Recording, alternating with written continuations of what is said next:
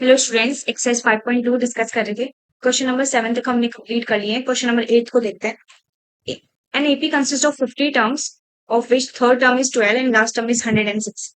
अच्छा, last term कौन सी होगी? A50 होगी। ठीक है, क्योंकि इसमें टोटल 50 टर्म्स है। तो हमें A3 की वैल्यू गिवन है और A50 की वैल्यू गिवन है। हमें 29th टर्म फाइंड आउट करनी है। तो A3 की वैल्यू क्या होती है? A+2D। A+2D हमें गिवन है 12।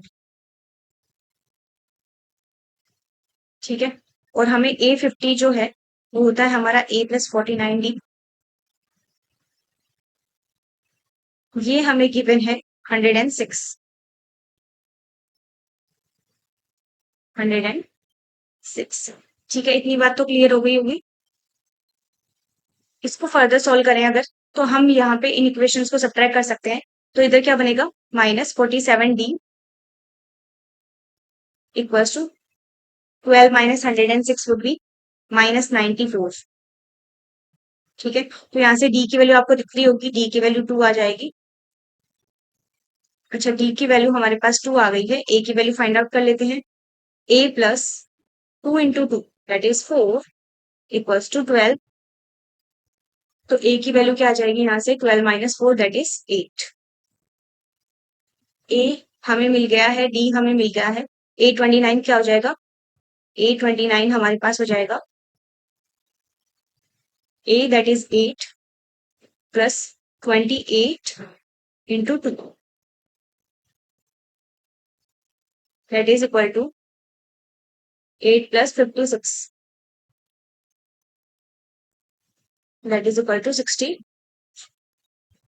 A29 की वैल्यू आ गई हमारे पास 64।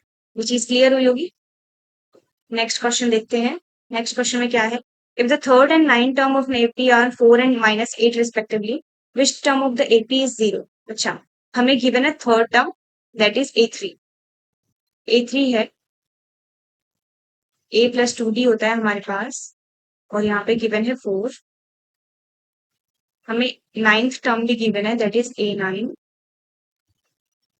A9 हमें गिवन है बेसिकली A+8D होता है A9, और हमें गिवन है -8। -8। ठीक है, यहां से अगर हम इसको सब्ट्रैक्ट कर लें तो 2 - 8 हो जाएगा -16। -16 इक्वल्स टू 4 माइनस -8, मतलब 4 + 8 हो जाएगा दैट इज 12। ठीक है, तो यहाँ से D की वैल्यू क्या आ जाएगी? -2। D की वैल्यू आ जाएगी -2।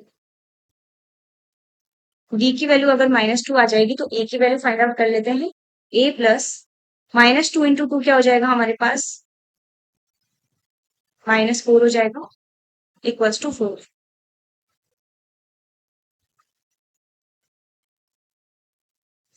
Equals to 4। तो यहाँ से A की वैल्यू आ जाएगी 4 + 4 दैट इज 8। A की वैल्यू 8 है, D की वैल्यू है हमारे पास -2। तो बेसिकली हमें फाइंड आउट करना है कि 0 an अगर हमारी 0 है तो n की वैल्यू क्या हो? A हम लगाएंगे 8 plus n-1 into -2।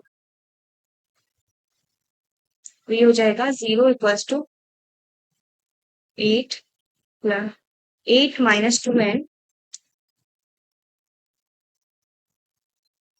Plus 2। 2n को अगर हम दूसरी साइड लेके जाएं तो 2n पॉजिटिव हो जाएगा। 2n इक्वल्स टू आ जाएगा हमारे पास 10, और n की वैल्यू आ जाएगी 5।